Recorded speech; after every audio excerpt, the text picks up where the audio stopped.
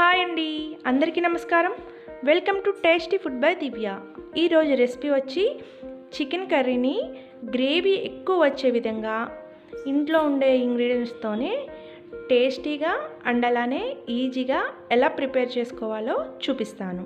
ముందుగా దీనికి కావాల్సినవి ధనియాలు అండ్ అలానే లవంగాలు, షాజీరా, జీడిపప్పు, ఇలాచి, దాల్చిన చెక్క, జీలకర్ర, వీటన్నిటిని మెత్తగా మిక్సీ పెట్టుకోవాలి.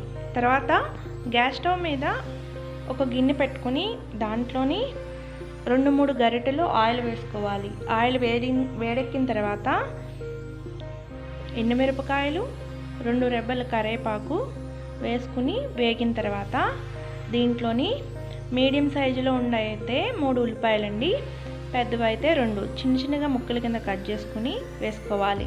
దీంట్లోనే చీరికల కింద కట్ చేసుకున్న ఉల్లిపాయ ముక్కలను కూడా వేసుకుని ఉల్లిపాయల్లోని పచ్చి వాసన పోయేంత వరకు మగ్గించుకోవాలి.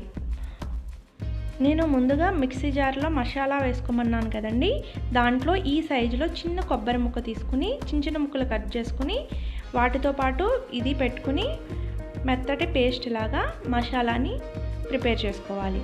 ఇప్పుడు మూత ఓపెన్ చేసి చూద్దామండి. ఉల్లిపాయ ముక్కలు పచ్చి వాసన పోయిన మగ్గినాయి కదా. ఇప్పుడు దీనిలోని పుదీనా, కొత్తిమీర అండ్ అలానే అల్లం వెల్లుల్లిపాయ పేస్ట్ 2 స్పూన్లు వేసుకోవాలి. ఇదంతా ఒకసారి మిక్స్ అయ్యే విధంగా బాగా కలుపుకోవాలి. అల్లం వెల్లుల్లిపాయ పేస్ట్ పచ్చి వాసన పోయేంత వరకు మగ్గించుకున్న తర్వాత కడిగి శుభ్రం చేసుకున్న చికెన్ వేసుకోవాలి. నేను 1/2 kg చికెన్ క్వాంటిటీకి ఇవన్నీ చెప్తున్నానండి. మీరు తీసుకునే చికెన్ బట్టి ఇంగ్రీడియంట్స్ అన్నిటినీ యాడ్ చేసుకోండి. ఇవన్నీ కలుపుకొని మూత పెట్టుకొని మీడియం ఫ్లేమ్లోని చికెన్లో నుంచి వాటర్ రిలీజ్ అవుతాయి కదండి, అవంతా ఎగిరేంత వరకు చికెన్ని కుక్ చేసుకోవాలి.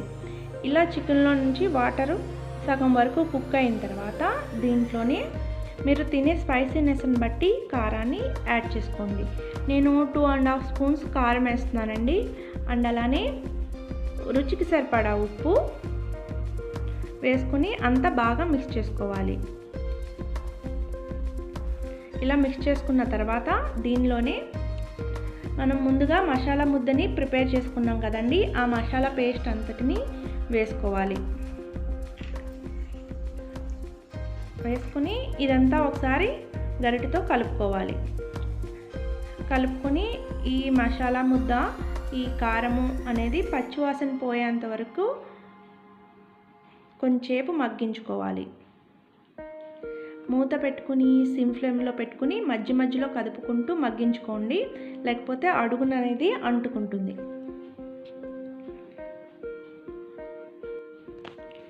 ఇప్పుడు మూత ఓపెన్ చేసి చూద్దామండి. చికెన్లో నుంచి ఆయిల్ అనేది బయటకు వచ్చింది కదా, ఈ విధంగా బయటకు వచ్చేంత వరకు చికెన్ కుక్ చేసుకోవాలి.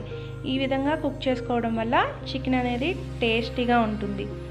ఇదంతా ఒకసారి మిక్స్ చేసుకుని మీకు గ్రేవీ ఎక్కువ కావాలంటే కొంచెం వాటర్ ఎక్కువ యాడ్ చేసుకోండి. ఇలా కొంచెం మీడియంగా ఉంటే సరిపోతుంది అనుకుంటే ముక్క ములిగేంత వరకు నీళ్లు పోసుకొని మీడియం ఫ్లేమ్లో పెట్టుకుని కుక్ చేసుకోండి.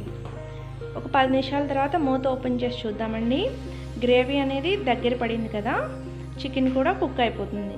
దీంట్లో ఫైనల్గా కొత్తిమీర వేసుకుని అంతా మిక్స్ చేసుకుంటే చికెన్ కర్రీ అనేది రెడీ అయిపోయిందండి. మనం చాలా తక్కువ ఇంగ్రీడియంట్స్తో గ్రేవీ ఎక్కువ వచ్చే విధంగా టేస్టీగా చికెన్ కర్రీ అనేది రెడీ అయింది.